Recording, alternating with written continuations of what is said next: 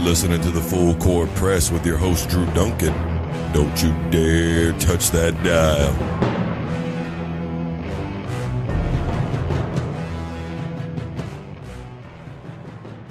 Hello, everybody. Welcome to the Full Court Press. I am your host, Drew Duncan. Don't forget, I am on Facebook, Twitter, Instagram, all at Drew Duncan 83. Additionally, you can find me on YouTube as Drew Duncan. And as a reminder, you can tell Alexa to play the Full Court Press hosted by me, Drew Duncan. Well, I tell you what, this whole thing with LeBron James is just getting out of control. And for me, the primary thought that I have with this situation in Gilbert is this responsible reporting? Is it irresponsible reporting? You know, LeBron James was already upset that a lot of people were basically saying that he allegedly was looking at going to Golden State. He tried to shut it down, say that he never said it. There's all these sources closest to him say. My thing is LeBron James will kind of be LeBron James and kind of seek out attention. And, you know, sometimes he'll say he said something, then say he didn't say something, then he'll do something else on top of that. I mean, it just kind of is an entire concoction with LeBron James. But now there are people with sources close to LeBron James, or Gilbert, I should say, owner of the Cleveland Cavaliers, that allegedly he just doesn't care if LeBron James goes or stays. I can't see that being an issue, except for maybe if there are things going around in the locker room that we don't really know about. You start looking at Jerry Jones and the complaints he got from different players over the years about coaching, or, you know, other players in the locker room, or whatever the case may be. It's not that owners don't know things that other people don't know, and owners are generally very good about keeping everything quiet. Owners are generally very good about, we're not going to do anything, you know, we're just going to kind of hold off and see what happens. But of course, we are trying to dig up what's really going on, and we want to know if LeBron is really going to stay in Cleveland or not, and we want to know what's going on in that locker room. Well, you know, I've said up teen times, first of all, that a locker room is supposed to be a sacred place. It's supposed to be an area where guys can say and do things that the outside world is not privy to. I mean, that's just the way that it is. It sounds a little strange to say that. I get that. What do you mean the outside world? I mean the outside world. And people who have been in a locker room understand that. You know, sometimes a locker room is more of a safe haven than it is anything else. Because in that moment, sometimes you can just be quiet and everybody kind of know each other well enough to know that you know exactly what's everybody is thinking, what's on their minds. It doesn't take a whole lot, whether it's a win, whether it's a loss. A locker room is a place for celebration. It's a place to have motivational time. It's a place where guys can speak their minds and not really be judged. It's a place for apologies.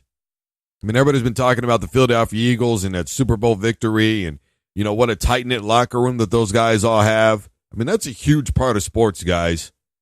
And I think from day one of this season, it just appeared that the Cleveland Cavaliers were not a cohesive locker room. There's just no continuity there. And how could there be? You know, Isaiah Thomas wasn't ready to go up until, December, January. You had a trade that happened with Isaiah Thomas and Kyrie Irving where Isaiah didn't want to leave, but Kyrie did. You've had bad victories along the way with the Cleveland Cavaliers, a team that just looked pitiful last night in their loss to the Orlando Magic, a team that only has, 17, 18 wins. It's just been kind of an ugly nightmare. And, you know, a lot of us from the very beginning, including myself, thought, well, we've seen this act before. The Cleveland Cavaliers and LeBron James were good enough to still get to the Eastern Conference Finals. There's nobody that's going to be able to contend with them. But that is really beginning to change as the season goes along. And the questions to LeBron James are getting a little more out of control each and every time, aren't they? And now we've come to this part where the fans, of course, their initial reaction when they hear something like this is to go to Twitter and Instagram and say, dude, what are you doing? And LeBron James, not so long ago, I reported on this, said that he felt that ownership was trying to sabotage the Cleveland Cavaliers. Of course, I scoffed and I laughed and I thought, this is no big deal. But now with all these alleged reports coming out, you start to wonder. You know, my thing about reporting and journalism ever since I've been in school, and I've tried to do this the best that I can, is integrity. You know, when I was in college, you know, we were kind of basically taught that essentially, as long as it ends up being the truth, you're not going to get sued. But anymore, do we even know what the truth really ever is? You know, we can ask the questions all we want to, but does that mean we're going to get the answers?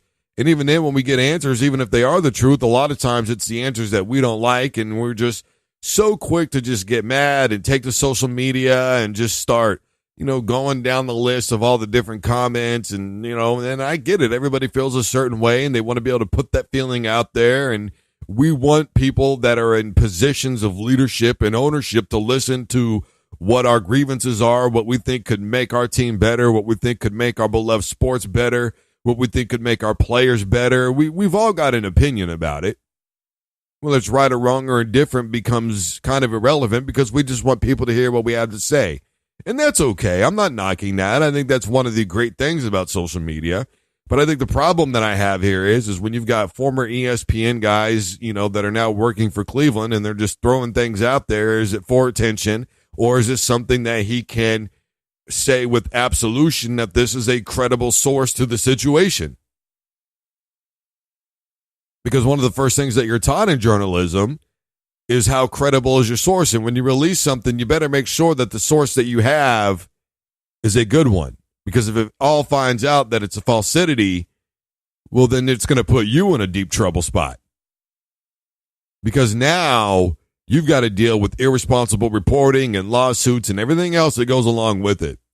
And there's been a lot of instances where I've kind of taken 2, 3, 4 days before I even report on something, just so that way I can make sure that I can gather all the facts. And a lot of people just want to break that big story. And, you know, I don't have a problem with it. You know, you got to do what you got to do. Everybody's got to eat, man. But, you know, my thing is if we're going to say with this allegedly thing and we're going to go with that, well, then you would have to believe LeBron James when he said that ownership has been trying to sabotage the team for a while. But they got Dwayne Wade to come over. They got Rose to come over. I'm just kind of like, I don't know, man. Making the trade for Isaiah Thomas, I thought was, you know, a good move, but I think that we all knew it wasn't going to work. It wasn't his idea to be there. And I think that at some point, the real issue that I'm having here is like anything else, we're all kind of reaching and we're looking to blame and point a finger and say, why isn't this team doing very well? You have LeBron James. So then, of course, people start saying, what does it matter if LeBron James leaves or not? And tax purposes and all this kind of other stuff. But if he doesn't care if LeBron James leaves, if that really is the truth, then it's got to be locker room talk. Nobody's going to give a damn about anything else. It's got to be whether or not he's loved and respected and followed in that locker room, because that's who he's supposed to be. I think a big part of the problem is LeBron James has long since mentioned that he has no qualms about moving out to L.A. and retiring with his family out there, which, again, it's his career. He can do whatever he wants to with it. And I think, though, that the problem is some people view that as, well, in the meantime, you're just kind of there and you're dragging other people through the mud. But when you're a competitor, I don't think that that's the case. I think LeBron James wants to win and win titles and do great things and be a great basketball player. And if that wasn't the case, and I think that he probably would have figured out a way to get to L.A. a long time ago. And you've got people saying that he's already checked out, though, and he's just not playing his style of ball, and nobody there is happy, and it's time to rebuild the team. And, you know, we're always talking rebuild this and dynasty's over. I mean, look, we didn't wait for the Super Bowl to be over. Tom Brady said it. He's like, dude, it's been 15 minutes, man. I don't want to talk about if I'm going to come back next year. Can I process this game a little bit? Think about Roy Williams back when KU lost the national title game to Syracuse. They give him an opportunity to process that loss. The man is in tears. He's finally made it to the big stage. Everybody criticized him, said he could never win big games. He would never win a championship. He takes his team all the way there. Carmelo Anthony and company just light up the scoreboard, and KU just can't keep up with them. And what do? They stick a microphone in the man's face, and they ask him, are you going to North Carolina? And he warned her twice. It's not your fault. That's not a nice question. I know there's a man in your earpiece right now telling you to ask that question. That's not a nice question right now. Something to that effect, right? We all want to know right then and there. And what are these people, when you work at a radio station or a company or a television network or, sporting news, what do they always tell you when they interview you? We got to know that you've got the guts to ask these questions. Well, then I guess I'll never really make it big then, will I? Because I just don't think that there's some of these questions that are appropriate. And I think that we're putting undue responsibility and pressure on some of these guys at certain points.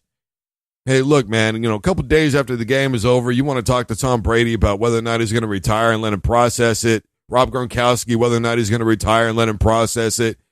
Fine, go ahead. But 20 minutes after a game, we're in LeBron James' face or so-and-so's face, and, hey, man, are you going to L.A.? Are you going to Golden State? What's the deal? I want to know. I want to know. Why? Why do you want to know?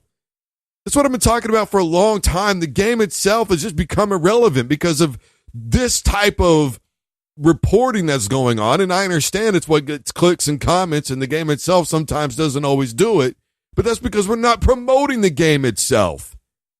We show 25 seconds of highlights and then go into 20 minutes of whether or not so-and-so is going somewhere else.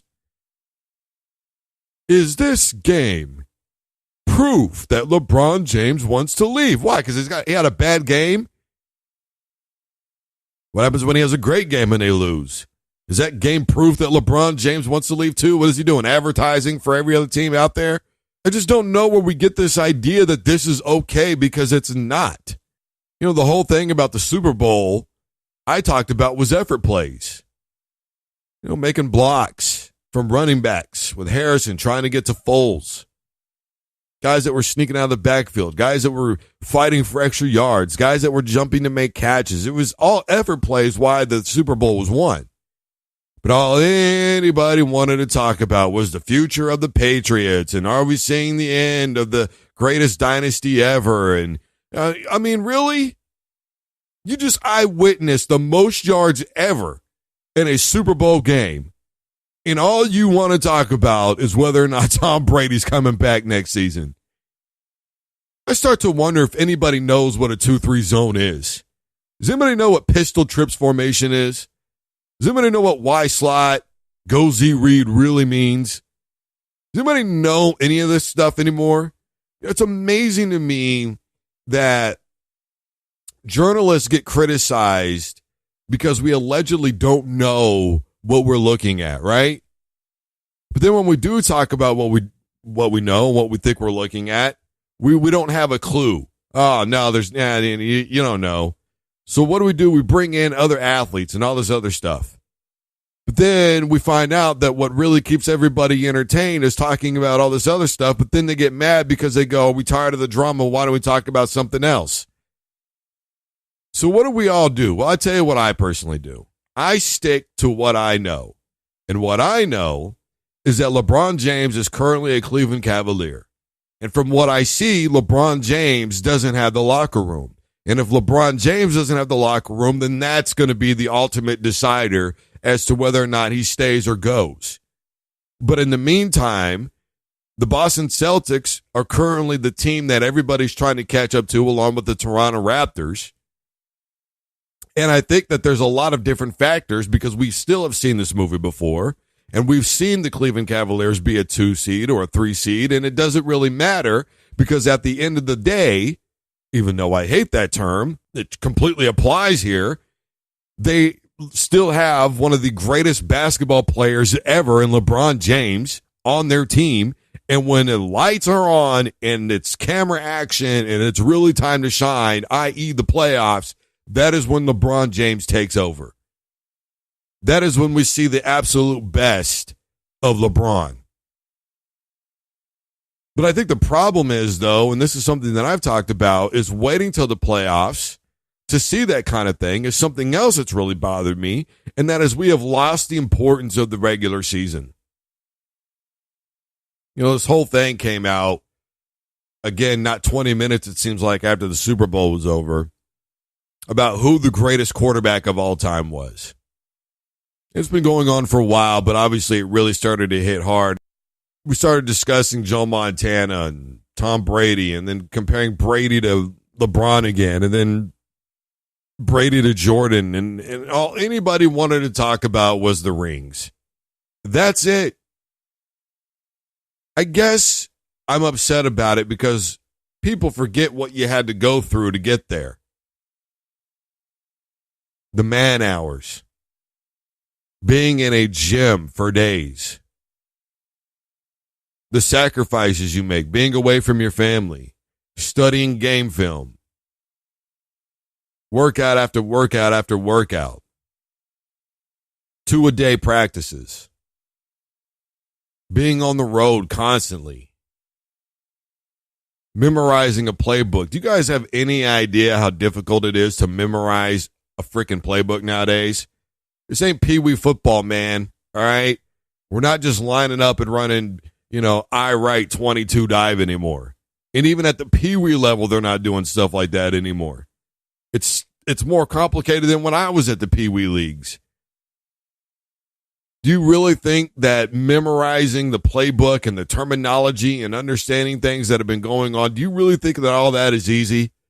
Matchups, play design, pace of the game, adjustments in the game. I guess, the regular season is important because of the position that it put you in the playoffs. And LeBron James is still going to be probably in good position in the playoffs when it's all said and done. And I think LeBron James, if he is the leader that everybody wants him to be, the way he talked about Kyrie Irving, the kid, I tried to talk to the kid. Remember that? If he's going to step up and be that father figure role, that big brother role that he basically self-proclaims to be, he's going to take assertiveness in that locker room and claim ownership and get the job done in Cleveland. And if they don't go to a championship this year, well, then so what? LeBron James has been to how many NBA finals in a row? I just don't understand what we're all freaking out about. Let's get the facts before we do the reporting. If we don't want the question asked or answered, then we shouldn't ask the question. And I think that we should give players time to digest their thoughts a little bit before the game has already been, 3 minutes in, and all we want to know is, are you going here? Are you going there? Are you doing this? Are you doing that? I understand that parts of those things are facets of the game. Because obviously, if LeBron James was to admit, look, dude, I'm trying to figure out a way to get to L.A. next year. It's not necessarily about winning a title, even though I'm going to give it all I've got out there. It's my career. I want to get out there. I want to retire with my family, and that's all there is to it. Maybe don't do that while he's still in basketball uniform. We could probably get better answers if we waited just a little bit. We can ask the questions. I don't have a problem with the questions being asked. But I think that we need to ask them at the appropriate time. This is the Full Court Press. I am your host, Drew Duncan. Facebook, Twitter, and Instagram is all at DrewDuncan83. Don't forget to tell Alexa to play the Full Court Press by Drew Duncan on Spreaker Radio. Coming up next after this little break, we are going to be talking about the Indianapolis Colts and what happened with Josh McDaniels. Don't you dare touch that dial.